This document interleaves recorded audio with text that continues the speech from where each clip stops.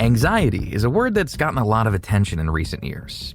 The National Alliance on Mental Illness estimates that more than 40 million adults have an anxiety disorder.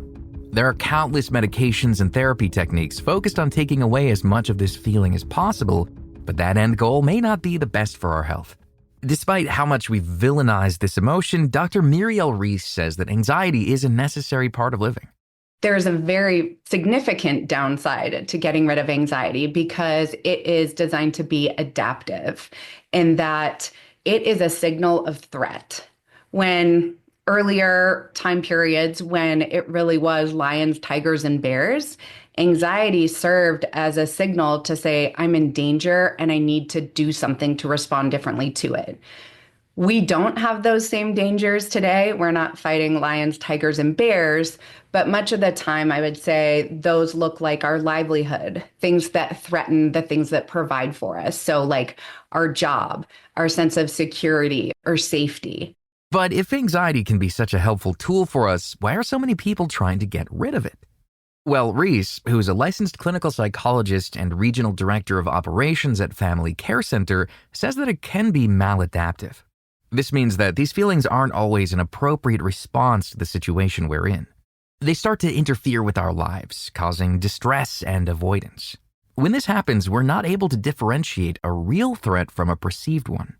People experience anxiety on a spectrum, with the lower levels feeling like nerves or having some trouble breathing normally.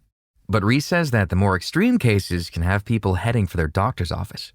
A lot of times people actually, when they first have anxiety, they might end up in the ER when it's more extreme because they don't recognize what's going on. And so sometimes they think it's a cardiovascular issue, again, on the more extreme side. But anxiety can be small to major and impacts people differently as based on their level of familiarity with it. So if anxiety can be both helpful and harmful, how do we know when we can trust it? Reese says the first step is figuring out what anxiety feels like to you, since it's different for everyone. So sometimes it is more racing thoughts. It can be a cognitive experience. It can be feelings, like I feel sort of aroused, sort of in a negative way, sort of like I'm spinning, or it can be like, sweaty palms and things of that nature. And this is why it's so important to know yourself and know things that can be triggers for you. And using those, you're able to then evaluate, is this an actual threat or am I maybe overreacting disproportionately to the threat that I'm navigating? Part of this process is also realizing what you're not feeling. Anxiety has become such a buzzword that many people use it interchangeably with other emotions. However, to really get to the root of what you're experiencing, Reese says you need to be as specific as possible when naming how you're feeling in any given moment. We often say name it to tame it. So being able to build a vocabulary, especially relative to emotions, is really important. Sometimes people just have even the word anxiety instead of being able to say like, I'm nervous, I'm scared, I'm fearful, or I'm worried. There's a myriad of different words that can be used to describe emotions and to be able to know what those triggers actually are. So sometimes we've had negative past experiences and our brain keeps those as it should to warn us of future dangers. But just because, for example, I was in a car accident doesn't mean every time I'm going to get in the car, there's going to be an accident. But I have to learn how to navigate that and understand what's going on with my body, why I'm being activated in that way, and then make decisions in response to that. Travel as a whole is a big trigger for many people. Recently, there's been a spike in anxiety about plane crashes. And with all the media attention around these incidents, it seems like a reasonable fear. However, it's still considered safer to fly than drive in a car. The National Transportation Safety Board reports that there's been more than 200 plane accidents worldwide since the start of the new year. A number that may seem shocking out of context. In fact, we're on pace to have the lowest number of fatal plane crashes of the last several years. Reese says this type of knowledge can be really valuable when dealing with anxiety. Educating yourself about what worries you can give you a sense of control and confidence about the situation. It could be helpful if somebody is really preoccupied with turbulence as the stressor.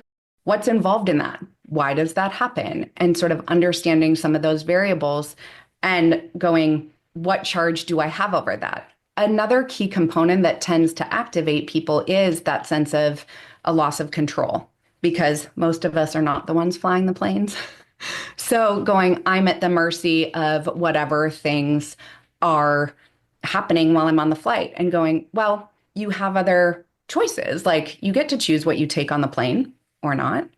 You get to choose sort of where you sit, what you do, what you listen to. There's a lot of variables that you're actually in charge over that can help with that as well. Education is just one of many tools to help combat those anxious feelings.